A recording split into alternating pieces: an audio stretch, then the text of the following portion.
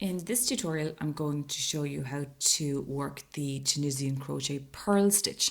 Now I'm just continuing on from the little swatch that we made in the first video for the simple stitch, and it's just so that you can see the difference between the two stitches once we get going.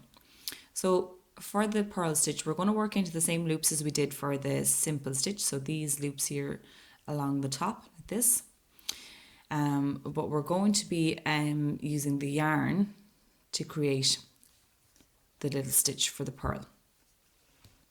So what you're going to do is you're going to put the hook behind the yarn like this, and you're going to bring it down and go through the stitch, and then you're going to put the yarn to the back of the loop and pull the yarn through, and it creates this little, okay, so we'll do that again.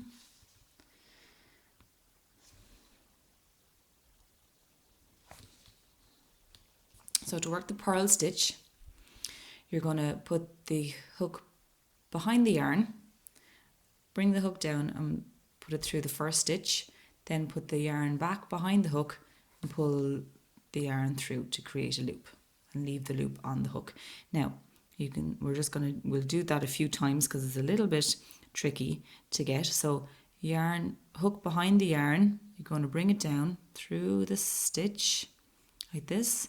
Then you're going to hook the yarn back around behind and just pull the yarn through as normal to make a loop. Okay, and you can see it's creating these little bumps just like in the knitting. You have these little purl stitches. So I'm going to do that a few more times now so that you can see exactly how to do it. So hook behind the yarn through the stitch, then hook back in front of the yarn and pull through as normal. Okay, it's not as complicated as it looks. I'll do it a few more times so that you can see it. And once you get into the flow of this, it's really quite quick to do. Yarn in front of the hook like this, in through the stitch, yarn back around and pull through. So you can see there, it's creating this lovely little bump all along here, and it looks exactly like the purl stitch in knitting. So I'm going to do this to the end of the row.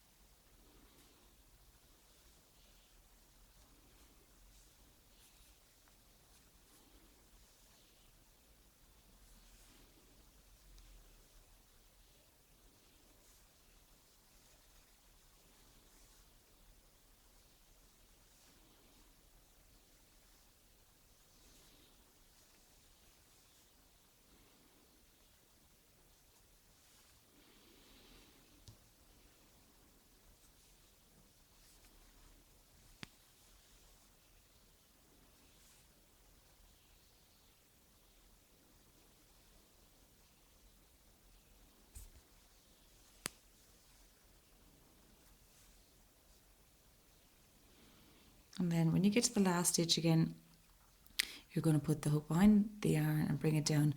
And again, like as before, you're going to work into these two stitches here at the end. And move the yarn back over so that you still have your little bump there. So there we have all the stitches on the hook, and you can see it looks exactly like the purl stitch in knitting. So again, you do the same thing as always. You're going to do yarn over, pull through the first loop like this, and then for the rest of the row it's yarn over and pull through 2 loops all the way to the end.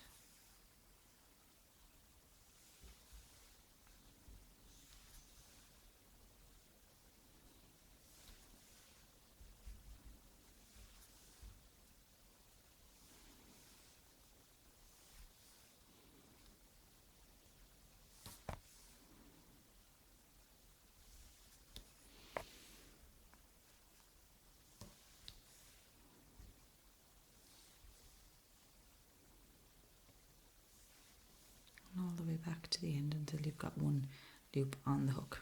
Okay, and there you see it. So I'm going to do another row so that you can see what it looks like. So again, just bring the yarn down. So you're going to do hook behind the yarn into this stitch here.